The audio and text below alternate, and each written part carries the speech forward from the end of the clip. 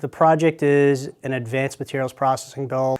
And instead of working on smaller projects and learning how to use the tools and machines around the lab, we decided that in advanced materials processing, we would use those skills that we learned in the first class to work on one holistic goal as a group with the class. So the first year we built a model kitchen. The second year we were like, well, what else can we do? So the second year we built a hydroplane, a 70-mile-an-hour speedboat. The third year we built canoes, and that was kind of during the COVID years, so that was a little bit of a struggle. And then this past year we had an idea, let's build a car. So we decided we'd try that. So this is September, so the vehicle that we had, the cab, just so far rotten. You see all the bottom there, it's all just rotten. We had to cut all the rot and canister spots out. So the motor we completely rebuilt in-house. It's a small block Chevy. It's a 68 327. We brought it to machine shop. They punched it over, 30 over, and the kids built the whole thing from the ground up. So the frame we actually built from scratch. We bought the steel. The kids cut up the steel and welded the steel together to build the frame. And we didn't have a frame table, but we realized that the hallway was perfectly flat. So we welded the frame together in the hallway. Well, the car is what's called a rat rod, which is basically just the hodgepodge of parts. So it's whatever parts we could find to build into a car. Here it is, we got the motor running. This is just before Christmas time. This is when the project became real. The kids got to hear the motor run for the first time, a motor that they built, and it kind of reinvigorated us to get the car going again. This video here, we're welding the floor together. The floor was one of the bigger problem areas for us. We had to cut the old floor out. The old floor was rotten, and in order to get the ride height that we wanted, we had to put a whole new floor in. We raised the floor 7 inches, and we put a new structure in there.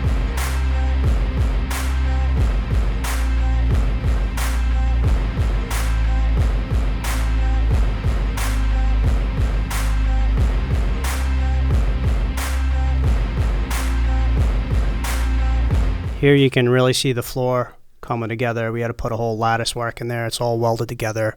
Got the floor pans welded in. Everything's welded as one monolithic piece, and it's nice and solid and straight. And that drops into the frame. It gets bolted to the frame, and then a bed liner got painted down on top of it to seal it up.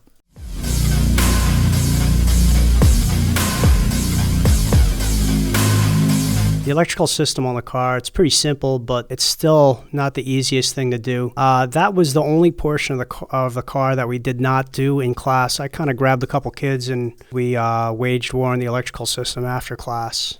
We spent a couple afternoons working on figuring out the electrical because I had never wired up a car. I've wired up boats and stuff, but the kids had no experience with wiring, and electrical is something that you don't really want to mess around with.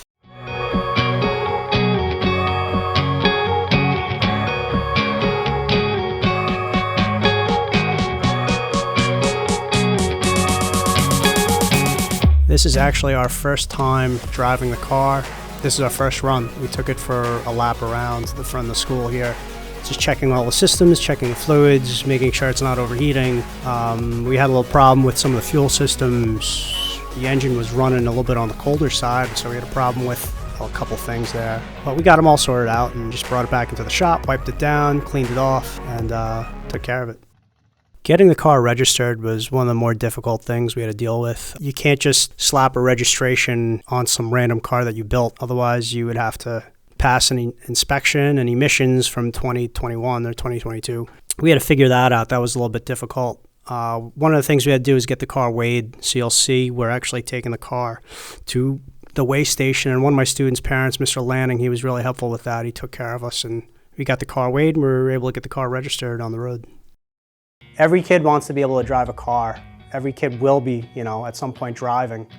And it's important to learn about the systems that are going on in a vehicle, what makes it tick. What are you working on?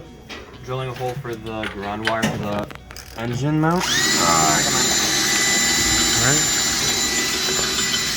What are you doing, chum? Just tightening up bolts, baby. What bolt are we tightening up? The motor mount. Get a little tighter up there, baby. Very nice. Teddy, what are you doing? Holding the brake down. What are we doing with the brakes? Brake fluid and lines. What do we call what we're doing? Leaving the brakes. Very good. Push down, and then you tighten it, and then you let go and push it down. Brandon, what are we working on? Leaving brakes. All right. Hunter, Yeah. what are we working on? Drilling in the fuel lines. Alright, The braces, right? The braces. There we go.